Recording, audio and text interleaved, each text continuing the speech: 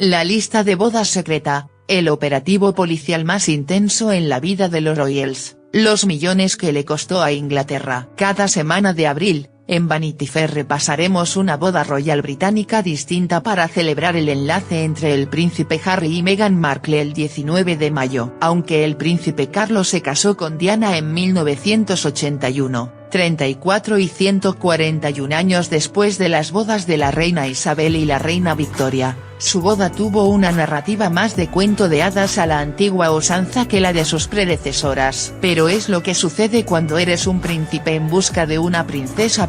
Sobre todo uno que se pasó buena parte de su veintena aprovechándose de su título para encadenar relaciones con un puñado de mujeres que, o bien no eran aptas para el matrimonio real o, peor, ya estaban casadas. Algo que hizo siguiendo el infame consejo de su tío segundo, Lord Mountbatten, que eche todas las canas al aire que pueda antes de sentar cabeza. Para cuando cumplió los 30, la presión de encontrar una esposa lo bastante adecuada para su anticuada familia, que fuese virgen, vaya, llevó a Carlos y a su familia a peinar su reino literal para hallar a esa mujer intacta y con las muchas virtudes exigibles a una futura reina. Una tarea nada fácil en una época de liberación sexual y postfeminismo. La aparición de Diana fue para Carlos como encontrar a una princesa Disney en el mundo real, una profesora infantil dulce, rubia, de enormes ojos azules, con un linaje respetable y un expediente intachable en lo personal. Se convirtió en candidata por sorpresa, hasta para su propia familia, sobre todo porque la hermana mayor de Diana, Sarah, había tenido una relación con Carlos años antes. Para añadirle el toque cenicienta perfecto, Diana se había pasado 3 años trabajando de empleada del hogar de Sarah, limpiar el polvo, fregar los platos y hacer coladas por el equivalente a 1,30 € la hora. Incluso la cronología del romance parecía medida para encajar en una película, casi como la que tuvo su hijo Harry con Meghan Markle. Diana decía que solo había visto a Carlos 13 veces desde que empezó el cortejo hasta su boda en 1981 en la Catedral de San Pablo de Londres. Siguiendo con el símil peliculero, la secuencia central más relevante sería la audición que tuvo que pasar Diana cierto fin de semana de 1980 en Balmoral, cuando tuvo que demostrar delante del resto de la familia real británica que sería una digna esposa para la realeza. El 29 de julio de 1981, Diana puso el broche final a ese cuento de hadas con una boda vista por 750 millones de personas, el enlace nupcial con más espectadores de todos los tiempos. Diana llegó a la Catedral de San Pablo. Diana en la carroza de cristal, coronada por una tiara, y con un velo tan voluminoso que apenas cabía en el vehículo. El excesivo vestido de novia fue el movimiento nupcial más al límite de Diana. A sus 20 años recién cumplidos, Diana escogió a los diseñadores emergentes David y Elizabeth Emanuel, cuya primera cliente de alta costura había sido Bianca Jagger, para vestirla el día de su boda. Pese a su juventud, siempre supo exactamente lo que estaba buscando, hasta el detalle de la herradura tachonada con diamantes que llevaba bordada en la pretina como talismán de buena suerte, como contaba Tina Brown, exdirectora de Vanity Fair y biógrafa de Diana. El vestido era el culmen de sus fantasías de princesa. Insistió mucho en su petición de contar con mangas voluminosas, sedas flotantes, una cola de tafetán de casi 8 metros, cintura ceñida y encaje antiguo bordado con perlas y lentejuelas. David Emanuel contaría mucho después que Diana y él buscaban de forma intencionada reventar el récord preexistente de cola más larga en una boda royal, con más de 1,5 metros de longitud sobre su predecesor. La cola era tan larga, de hecho, que los Emanuel se trasladaron de su estudio a un ala abandonada del Palacio de Buckingham para contar con el espacio suficiente para poder cortarla y darle forma. Diana había pasado tanto estrés durante los preparativos de la boda que perdió hasta 13 centímetros de cintura, algo que hizo bastante difícil que los diseñadores pudieran ajustarle el vestido. Al final, los Emanuel crearon 5 cuerpos distintos para acomodar la silueta menguante de Diana, y añadieron un lazo lazo azul a la cintura para desearle suerte. También fueron los responsables de unos zapatos de novia de tacón bajo adornados con un motivo en forma de corazón, compuesto de 540 lentejuelas y 130 perlas. En los pequeños tacones Diana medía lo mismo que Carlos, 1,78 m. Llevaban pintadas a mano en sus arcos las iniciales C y D como remate. En caso de lluvia, los Emanuel también habían diseñado un parasol color marfil bordado con perlas y encaje. Diana tenía su propio vestidor enorme, inundado del ajetreo y bullicio de gente yendo y viniendo, de las flores que iban llegando, etc., recordaba la dama de honor India Hicks en el libro de Rosalind Howard Diana, The Portrait. Horas antes de la llegada de Diana a la iglesia, decía Hicks, recuerdo perfectamente que había un televisor pequeño a un lado de su tocador, y a Diana sentada frente a él, vestida con vaqueros, mientras le ponían la tiara. Y empezó a decirle a todo el mundo que pasaba por delante que se quitase de en medio porque, claro, estaba muy emocionada de verse en la tele. Y pasaron a anuncios y pusieron un anuncio de helados y entonces Diana se puso a cantar y todos empezamos a cantar con ella. Era una señal, creo,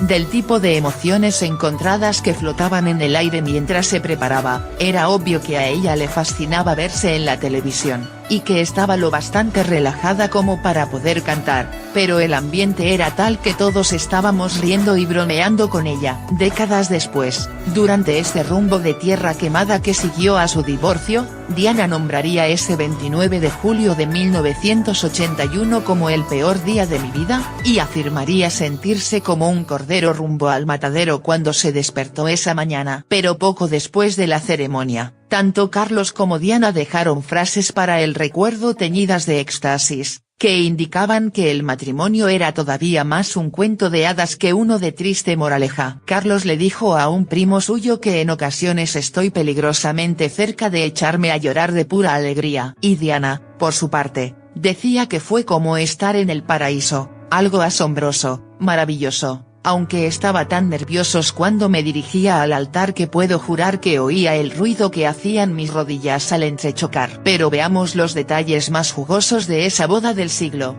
Diana y Carlos fueron los primeros royals británicos en abandonar la anticuada promesa de obedecer en sus votos. Carlos escogió la Catedral de San Pablo en vez de la más tradicional Abadía de Westminster porque, según cuenta Lady Colin Campbell en Diana, una historia real, no solo era más hermosa, sino que podía albergar una orquesta entera y su coro era mundialmente famoso. Carlos, un entusiasta de la cultura, escogió con orgullo la música de la ceremonia. Aunque Carlos se olvidó de sellar sus votos a Diana con un beso, el príncipe lo compensó horas más tarde cuando Diana y él iniciaron una nueva tradición: besarse en público desde el balcón del Palacio de Buckingham. Ah, sí, ella. Tina Brown contaba que Diana era muy consciente de los sentimientos que Carlos albergaba por Camilla, y que se le rompió el corazón antes de la boda, cuando descubrió una pulsera en la que Carlos había encargado una inscripción para Camilla, aunque Carlos se las apañó para invitar a su exnovia y futura esposa a la boda, junto a otros 500 invitados entre los que se contaban Nancy Reagan o Gracia de Mónaco. Diana se negó a invitar a Camila al más restringido desayuno nupcial celebrado en el Palacio de Buckingham. El maquillador de Diana contaría años después que la princesa roció accidentalmente el vestido con perfume con su aroma favorito, Quelques Fleurs, dejando una mancha que Diana intentó tapar con la mano durante la ceremonia. Al pronunciar los votos, Diana cambió el orden del nombre del novio, le llamó Felipe Carlos, en vez de Carlos Felipe. Carlos también tuvo su metedura de pata: en vez de ofrecerle a la novia mis bienes materiales, le ofreció algo que ella ya tenía: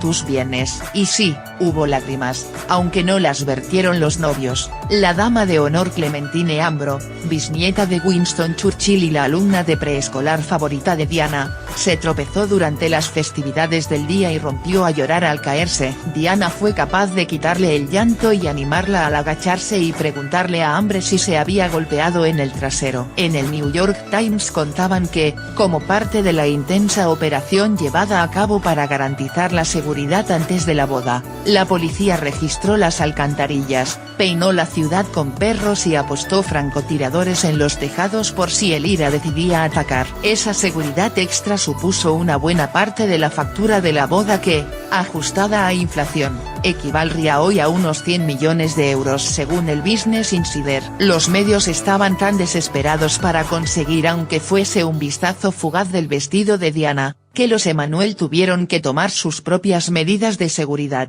destruir los bocetos después de enseñárselos a Diana, porque los periodistas registraban la basura, preparar un diseño alternativo en caso de que el vestido original se filtrase, y guardar los distintos materiales y telas en una caja fuerte que tuvieron que instalar. El menú incluía las tradicionales fresas con nata, rémole en salsa de langosta y pollo príncipe de Gales, relleno con mousse de cordero. También se sirvieron 27 tartas.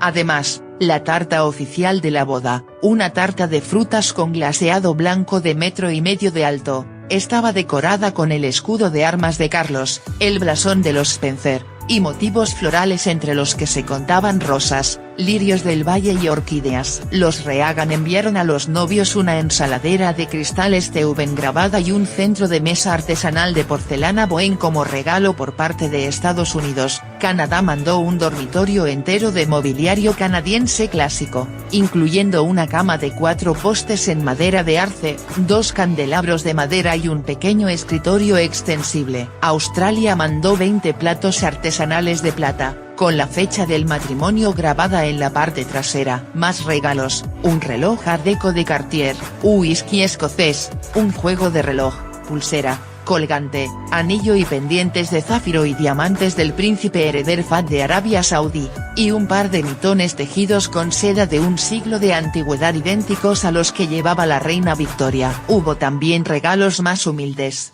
como unas figuras de Carlos y Diana hechas con pan de jengibre que envió una escuela de primaria, un limpiador de alfombras, cestas de picnic, o albornoces blancos con las iniciales de los novios bordadas. Diana y Charles también tenían una lista de boda secreta en la famosa General Trading Company de Chelsea. Los amigos que querían participar necesitaban el visto bueno precio del Palacio de Buckingham antes de poder ver la lista, que al parecer incluía decoración de jardín, una vinoteca y un par de bandejas para tomar el desayuno en la cama. Luego, para asombro de todos los presentes, la rigidez real se evaporó por completo cuando los recién casados subieron a un landau abierto rumbo a Waterloo Station para coger el tren a Broadlands, la casa de campo en el sur de Inglaterra donde pasarían la primera parte de su luna de miel, informaba The New York Times. En la parte de atrás del carruaje había pegada una señal escrita a mano con la leyenda recién casados, y atados al escalón un montón de globos plateados y azules en forma de corazón.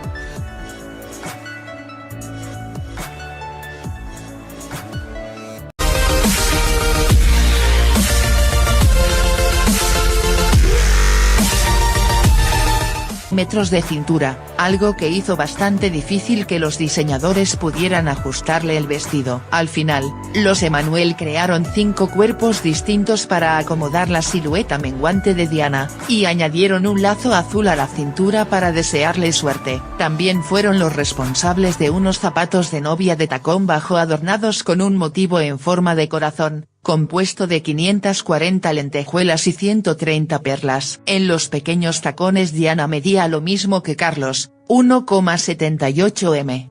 Llevaban pintadas a mano en sus arcos las iniciales C y D como remate. En caso de lluvia, los Emanuel también habían diseñado un parasol color marfil bordado con perlas y encaje. Diana tenía su propio vestidor enorme, inundado del ajetreo y bullicio de gente yendo y viniendo, de las flores que iban llegando, etc., recordaba la dama de honor India Hicks en el libro de Rosalind Howard Diana, The Portrait. Horas antes de la llegada de Diana a la iglesia, decía Hicks, recuerdo perfectamente que había un televisor pequeño a un lado de su tocador, y a Diana sentada frente a él, vestida con vaqueros, mientras le ponían la tiara, y empezó a decirle a todo el mundo que pasaba por delante que se quitase de en medio porque, claro, estaba muy emocionada de verse en la tele. Y pasaron a anuncios y pusieron un anuncio de helados y entonces Diana se puso a cantar y todos empezamos a cantar con ella. Era una señal, creo.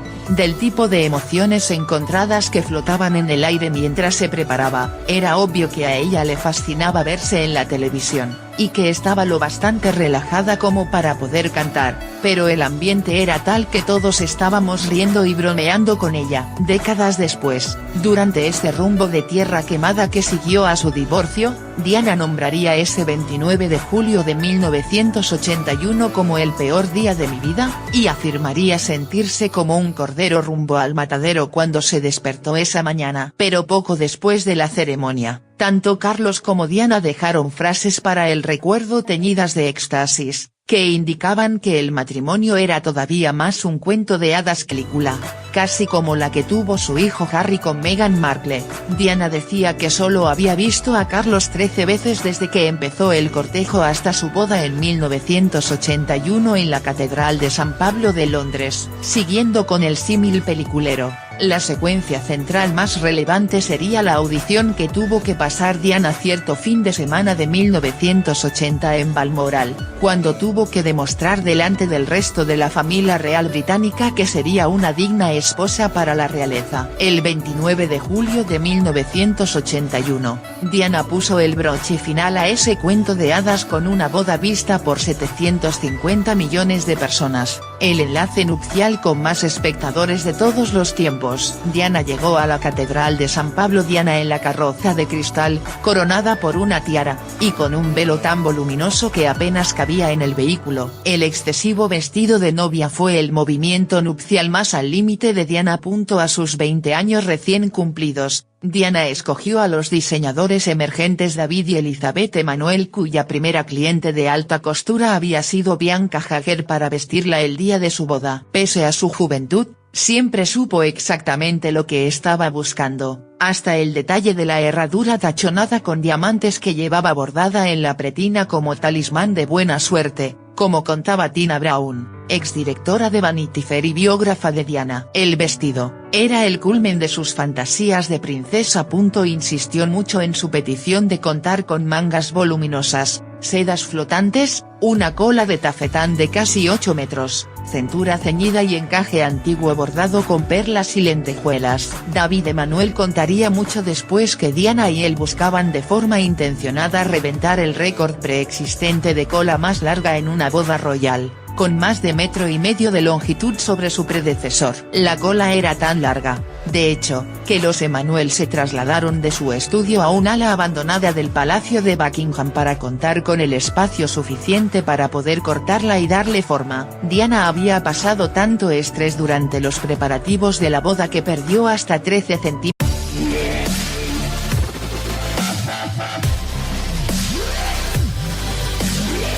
La lista de bodas secreta, el operativo policial más intenso en la vida de los Royals, los millones que le costó a Inglaterra. Cada semana de abril, en Vanity Fair repasaremos una boda royal británica distinta para celebrar el enlace entre el príncipe Harry y Meghan Markle el 19 de mayo. Aunque el príncipe Carlos se casó con Diana en 1981, 34 y 141 años después de las bodas de la reina Isabel y la reina Victoria, su boda tuvo una narrativa más de cuento de hadas a la antigua usanza que la de sus predecesoras. Pero es lo que sucede cuando eres un príncipe en busca de una princesa.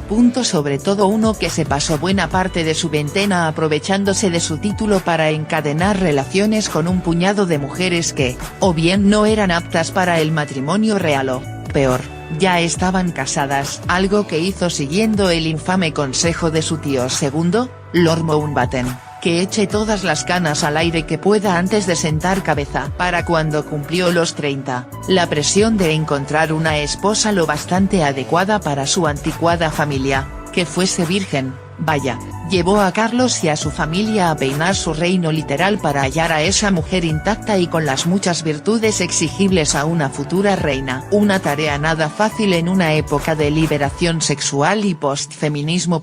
La aparición de Diana fue para Carlos como encontrar a una princesa Disney en el mundo real, una profesora infantil dulce, rubia, de enormes ojos azules, con un linaje respetable y un expediente intachable en lo personal. Se convirtió en candidata por sorpresa, hasta para su propia familia, sobre todo porque la hermana mayor de Diana, Sarah, había tenido una relación con Carlos años antes. Para añadirle el toque cenicienta perfecto, Diana se había pasado 3 años trabajando de empleada del hogar de Sara, limpiar el polvo, fregar los platos y hacer coladas por el equivalente a 1,30 euros la hora. Incluso la cronología del romance parecía medida para encajar en una P1 de triste moraleja. Carlos le dijo a un primo suyo que en ocasiones estoy peligrosamente cerca de echarme a llorar de pura alegría. Y Diana, por su parte, decía que fue como estar en el paraíso, algo asombroso, maravilloso, aunque estaba tan nerviosos cuando me dirigía al altar que puedo jurar que oía el ruido que hacían mis rodillas al entrechocar. Pero veamos los detalles más jugosos de esa boda del siglo. Diana y Carlos fueron los primeros royals británicos en abandonar la anticuada promesa de obedecer en sus votos. Carlos escogió la Catedral de San Pablo en vez de la más tradicional Abadía de Westminster porque, según cuenta Lady Colin Campbell en Diana, una historia real, no solo era más hermosa, sino que podía albergar una orquesta entera y su coro era mundialmente famoso. Carlos, un entusiasta de la cultura, escogió con orgullo la música de la ceremonia. Aunque Carlos se olvidó de sellar sus votos a Diana con un beso, el príncipe lo compensó horas más tarde cuando Diana y él iniciaron una nueva tradición: besarse en público desde el balcón del Palacio de Buckingham. Ah, sí. Ella.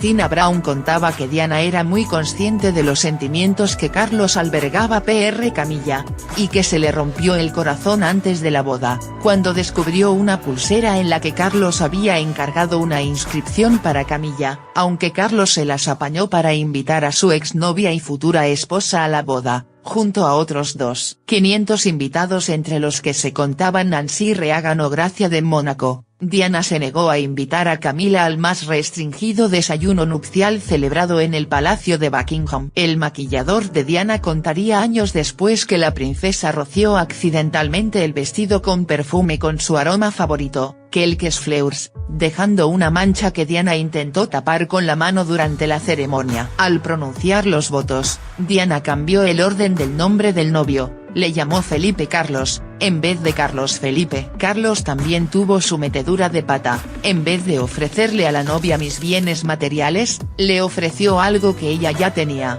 tus bienes. Y sí, hubo lágrimas, aunque no las vertieron los novios. La dama de honor Clementine Ambro, bisnieta de Winston Churchill y la alumna de preescolar favorita de Diana, se tropezó durante las festividades del día y rompió a llorar al caerse. Diana fue capaz de quitarle el llanto y animarla al agacharse y preguntarle a Ambre si se había golpeado en el trasero. En el New York Times contaban que, como parte de la intensa operación llevada a cabo para garantizar la seguridad antes de la boda, la policía registró las alcantarillas, peinó la ciudad con perros y apostó francotiradores en los tejados por si el IRA decidía atacar. Esa seguridad extra supuso una buena parte de la factura de la boda que, ajustada a inflación, equivaldría hoy a unos 100 millones de euros según el Business Insider. Los medios estaban tan desesperados para conseguir aunque fuese un vistazo fugaz del vestido de Diana, que los Emanuel tuvieron que tomar sus propias medidas de seguridad,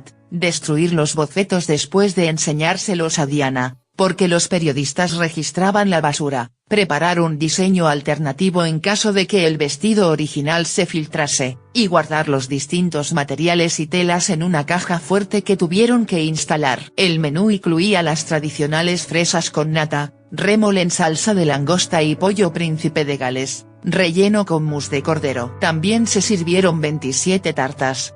Además, la tarta oficial de la boda, una tarta de frutas con glaseado blanco de 1,5 metros de alto, estaba decorada con el escudo de armas de Carlos, el blasón de los Spencer, y motivos florales entre los que se contaban rosas, lirios del valle y orquídeas. Los Reagan enviaron a los novios una ensaladera de cristal Steuben grabada y un centro de mesa artesanal de porcelana Bohème como regalo por parte de Estados Unidos. Canadá mandó un dormitorio entero de mobiliario canadiense clásico, incluyendo una cama de 4 postes en madera de arce, 2 candelabros de madera y un pequeño escritorio extensible. Australia mandó 20 platos artesanales de plata, con la fecha del matrimonio grabada en la parte trasera. Más regalos: un reloj Art Deco de Cartier, un whisky escocés, un juego de reloj